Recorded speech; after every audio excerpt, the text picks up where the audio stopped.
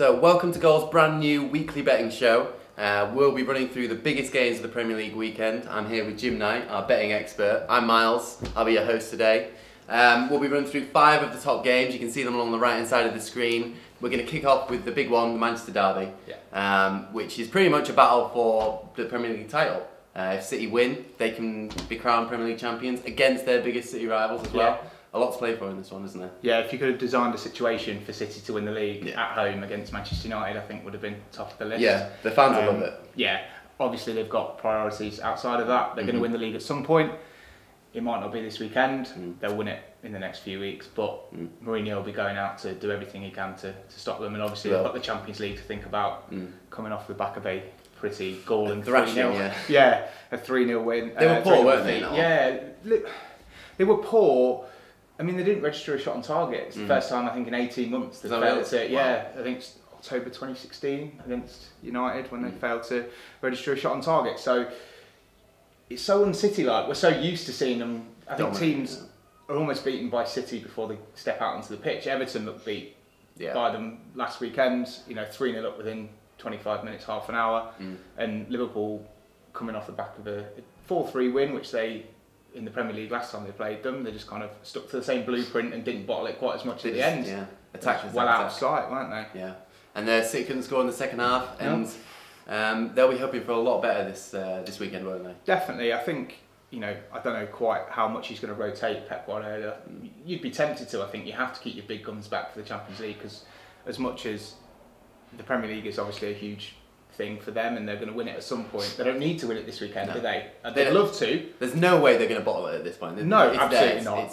It's more about keeping the big guns back to try and repeat the 5-0 that they got at the Etihad against Liverpool from earlier on in the season to turn that game around. So this game, as weird as it sounds for a Manchester derby, kind of becomes secondary to people's kind of priority. United, they've lost 8 of their last 13 matches against Man City in the Premier League. However, but in the previous 2 at the Etihad, they have avoided defeat. I think there's 1 draw, 1 win. And Jose Mourinho will want to do that, won't he? He'll shut up shop. He'll take the little victories, and stopping City, keeping that champagne on ice for another week is as big a victory as United are going to get this year with no Champions League. And people criticise his tactics, but the bus parking in this one, I think, is probably the right call, isn't it? Absolutely, yeah. I mean, it's the only way to try and, well, you could go blow for blow with City, like Liverpool have done, but I don't think he's necessarily going to set his team up to that. It's not Mourinho's MO, is it? We all know what he's going to do. It's the least predictable, the most predictable thing of the entire weekend, that Mourinho will park the bus. It's the old adage, but it's true. Like, it comes from the fact that it's borne out in the stats, as you said. I think it's 8 out of the last 10 times against top 6 opposition, Manchester United have failed to score away from home, and that speaks volumes, doesn't it? That's all you need to know. The proof's in the pudding, as it were. Which feeds into our tip. It does, match. Yeah. I think the best bet's under 2.5 goals. It's difficult to oppose goals with Manchester City because they obviously scored 88 goals this year. They're well on track to break Chelsea's record for 103. What are the odds for the win, draw and loss? So City are 19 to 20. That might well drift further by the time that the match comes out, and obviously the team news is pivotal on that, so there might be quite a significant move. In that final hour? Yeah, in that final hour. Depends. It might well have been a little bit of mind games. He might well put a full team out, but I think it's unlikely he risks too many big guns with the quick turnaround from a Tuesday. A Tuesday kick-off in the Champions League coming up. The draw's 13-5, and United are 3-1 if you fancy them to kind of spoil the party in style and win at the Etihad. I can't see it myself. No. Obviously that will get shorter if they put a full-strength team out and City rotate. But I still think the Mourinho MO will be play for the 0-0. So if our viewers here are based in the UK and aged over 18, then they can get involved in our enhanced offer for Double Bet. Yeah, so Double Bet have got a new customer special this weekend. It's a £5 maximum bet with winnings paid in cash, and we're going 8-1 on the Manchester City and Liverpool double in the Derby Day kind of televised specials, I guess. So if you fancy 8-1 on Manchester City and Liverpool to win, which obviously is a huge price, it was about 2-1 when we enhanced it. So it's a significant price boost with it paid in cash as well for new customers only. So well worth considering if you yet to give Double Bet a try and you want a big price to cheer on this weekend. Yeah, and we're going to move on to Everton Liverpool now, which is part of the enhanced offer. So that's the other big derby of the weekend, the early kick-off. Everton at home against Liverpool, and Liverpool coming in off a euphoric win essentially against Man City. Yeah.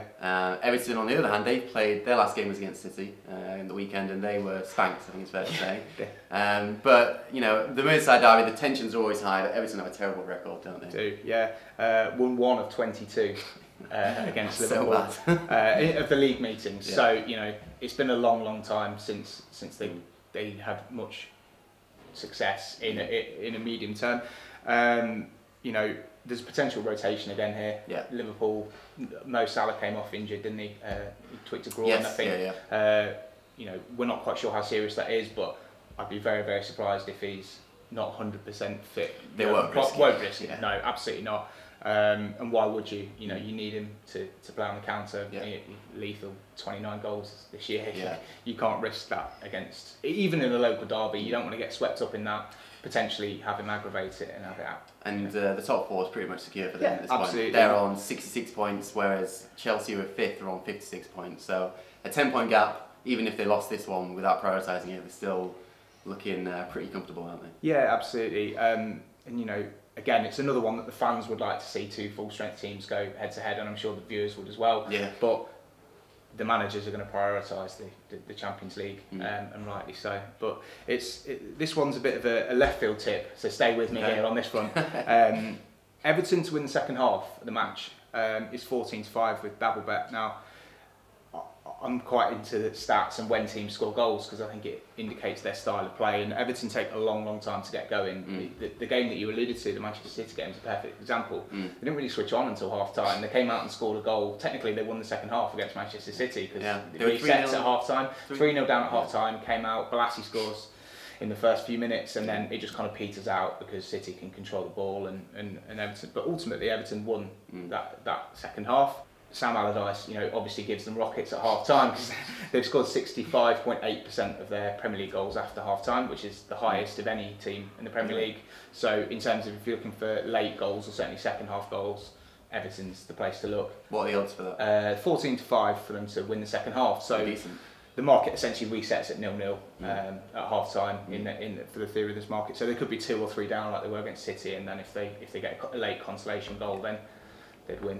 They'd win that bet for you. And if you don't fancy that one, then you can get involved in the enhanced offer, which I mentioned before. Both could win. I mean, if Liverpool are 3-0 up at half time and Everton technically win the second half 1-0, then you're on both there. But yeah, if you're a new customer and you fancy that double, which it will be extremely popular, it's a huge price. So it'll be fun to watch those from behind the sofa from a double point of view this weekend, I think. We'll move on to the next match now. It's a big London derby. Yes. On Sunday, I believe this match is Chelsea v West Ham. Chelsea are coming on off the back of a defeat to Spurs. West Ham coming back off a thrashing of Southampton. So two very different comparisons there. But Chelsea will be the favourites in this one, won't they? They will be. They're huge favourites actually. They're 2-7, so they're very short. Which I'm not convinced about. Given, I mean, they've lost 5 out of the last 7 league games. Granted, they've played everyone else in the top 4 during that time, but they've also, you know, they lost a couple of other much more winnable games in that sense as well. And it's a weird dynamic at Chelsea at the moment, isn't it? Because Conte is almost certainly on his way out. We don't expect him to necessarily stay on. He's had issues with the board and signings, but nothing's been confirmed yet. And the players just, they've lost. Top 4's gone now, isn't it? That defeat against Spurs has ended probably every. They need a minor miracle. Really. They would do, and they'd need one of the teams in the top 4 to really drop off and them to finish really strongly, which is unlikely given the performance levels that have gone in recently. I mean, that toxic atmosphere that we saw in the Burnley game, at the London Stadium. Obviously, they issued a rallying cry in the last game, and they came good, and that's a fantastic win. And to be honest, it's a huge step towards them staying up.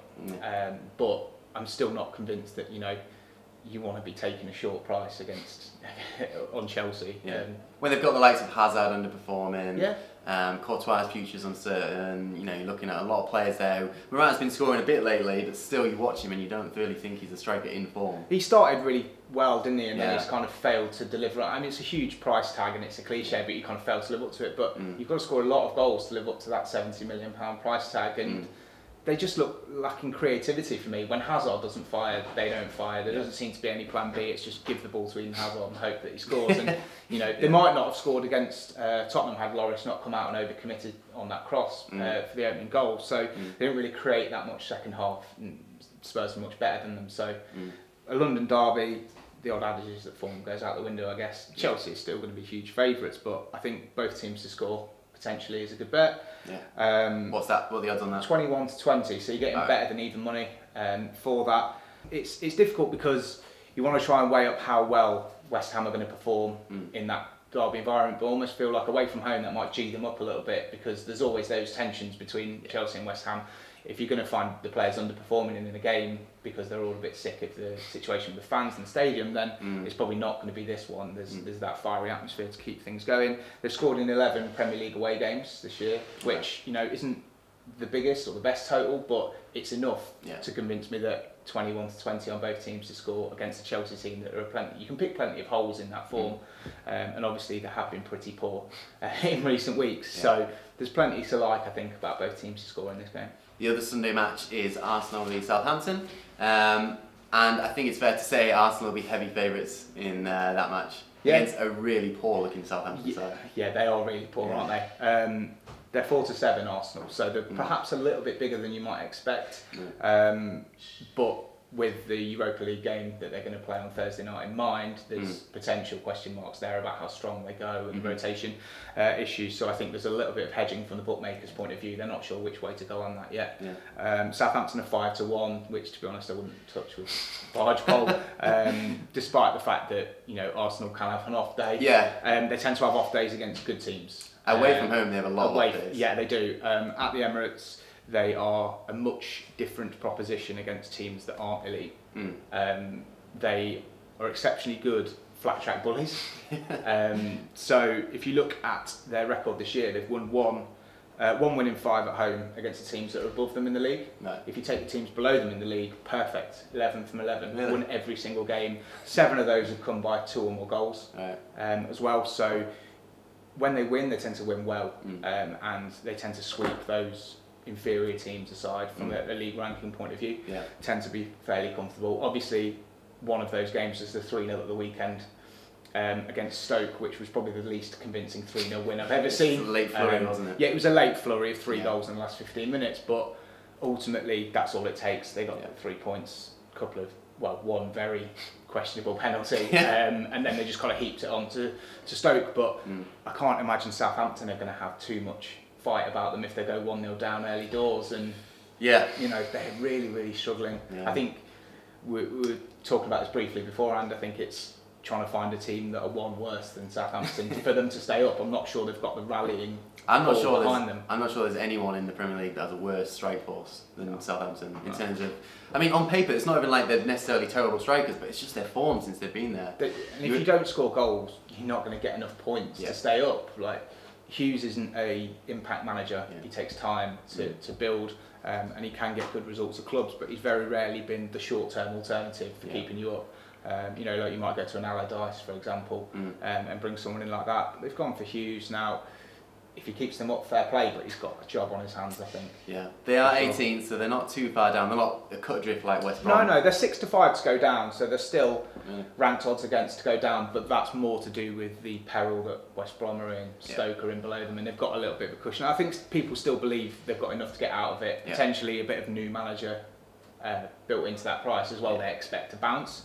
Their only Premier League win in this calendar year was 3-2 at West Brom, and if that's your only calendar it's not something to be proud about, and we're in early April to mid-April by the time we play this game, then it's not a great record to look at. So what's your tip for this match? I quite like Arsenal to win by 2 or more, so the -1 handicap, which is 13 to 10. As I said, they're flat track bullies. They can beat inferior teams quite regularly. I know they're coming off a Thursday transition to the Sunday game as well, which is always a slightly concerning thing from a betting point of view. You never want to maybe get too involved too early until you see the performance on Thursday night in the team.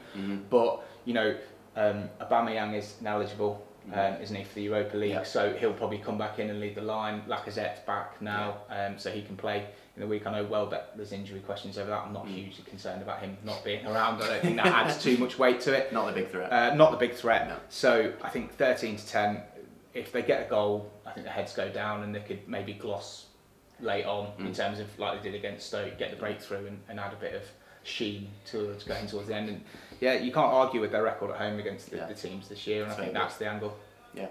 On to our last game, which is Leicester Newcastle. It's a big one for us because it's a double derby. It is, because I'm a Newcastle fan, Jim's a Leicester fan. Yeah. So what do you reckon? What's your big tip for this one? So I was doing the crunching the numbers and stuff on this earlier on in the day, and Leicester won the reverse fixture 3-2, which is a remarkably high scoring game considering Newcastle's and Leicester's respective forms. So it's one of those where Newcastle are just doing enough, aren't they, to stay up under Rafa. They're winning regularly enough to stay out of trouble. I don't think they've got 35 points. They have, and 29 of those points are from teams in the beneath them, so the bottom 8. You've stolen my stat. Have I? Yeah. So I've got it written down. This is like countdown to show you're working. 29 of 35 Premier League points. Yeah. Teams below them, which considering they're in 13th, I think at the moment is remarkable for them to win that many points against the teams below them. And so they're 12th at the moment. Yeah, 35 points. 12th. Yeah, sorry. So they've got that many teams from points from teams below them. They have a very poor record against teams above them. But I know Leicester are my team. I just can't trust them. Even money at home. We have under Claude Puel, Leicester have not always convinced. We tend to be a bit more defensive minded, especially when Leicester go 1-0 up. They will sit back and defend the lead as opposed to trying to necessarily go out and extend it. And against teams that are below Leicester in the league, under 2.5 goals, like a low scoring game is normally the way to play things. If you look at the games Leicester played against teams above them, goal fests. Like, you know, we will. That first game of the season stands out. Yeah, well, exactly. I mean, that's a different manager and a different thing, but it tends to follow that that kind of trend. But if you take the home games against the teams outside the top 6, Leicester have played 10 and 8 of them have gone under 2.5, so they tend to be a much closer, tetchy affairs. And I think Newcastle will probably take a point now. Yeah, I mean Newcastle are the same. They're functional over fashionable. They're built on a decent defence. Been a lot better since the January transfer window as well. Got Kennedy in, who's been alright. Slimani from you guys has done nothing. Is he even played yet? I don't think he has. He's been propping up your injury bench. I believe he was on the bench this weekend. But, well, he'll be ineligible, I would imagine. Yeah, he is. Yeah. As a lone prospect, but I don't fancy our chances this weekend, to be honest. No, I think the recommended tip of under 2.5 goals. Yeah, it's 8 to 11, so it's not the biggest price in the world, but I think it's solid in terms of it's backed up by the form. Both teams, Leicester really are an outside chance now of getting a European place because of how well Burnley are going, and they're in 7th, and then you've got Arsenal 6th. So unless one of those drops away and Leicester can nick a spot from them from a European perspective, it's probably one of those where not quite a dead rubber, because Newcastle are still obviously technically involved, I guess, but they've got plenty of cushion to the teams that are relegation threatened at the moment. A point sounds like it, you know, you could shake hands and go home at 3:05 if you agreed on a point for both sides. So it's interesting. Vardy is in good form. Yeah, is it 8 and 10 on 8 and 10. Yeah, so he's 21 to 20 to score. So once again, if you fancy, he kind of extends that run. Kennedy could be an option, I guess. Decent, if you think a goal scorer, if you're looking at a goal scorer option for the game, he's 7-2 any time. So if you do want a slightly bigger bet for the game as opposed to the 8 to 11 on the unders, then him in the outright kind of anytime market might be an option. I can see you edging us 1-0. That's my prediction. That'll be fine. I'll take that, because then the tip wins, Leicester win, and we can have a chat about it on Monday. Alright, so that wraps up our 5 matches. Thank you, Jim. We'll be doing this every week now.